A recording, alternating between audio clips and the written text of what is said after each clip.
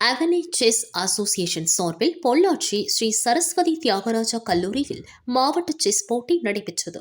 பல்வேறு வயதிற்கு உட்பட்டவர்களுக்கான செஸ் போட்டிகள் ஆண் மற்றும் பெண்களுக்காக தனித்தனியாக நடத்தப்பட்டன. போட்டியில் ஈஷா அறக்கட்டளை மூலம் பயிற்சி பெற்ற 27 கிராமப்புற மற்றும் பழங்குடியின மாணவர்கள் கலந்து கொண்டனர். இதில் பல்வேறு பிரிவுகளில் 9 மாணவர்கள் வெற்றி பெற்று அசத்தினர். 7 வயதிற்கு உட்பட்டோர் பிரிவில் மத்வராயபுரத்தை சேர்ந்த எழில்மதி மற்றும் சம்யுக்தா வெற்றி பெற்றனர். 15 வயதிற்கு உட்பட்டோர் பிரிவில் ஜெயசூர்யா, பிரணேஷ், நந்தனா, நந்திதா, சத்யா மற்றும் பிரணீதா ஆகியோர் வெற்றி பெற்றனர். ஈஷாவில் துறவியாக இருக்கும் சுவாமி தத்தியா சுற்றுப்புற கிராம மற்றும் பழங்குடியின குடியிருப்புகளில் இருக்கும் மாணவர்களுக்கு இலவச செஸ் பயிற்சி அளித்து வருகிறார்.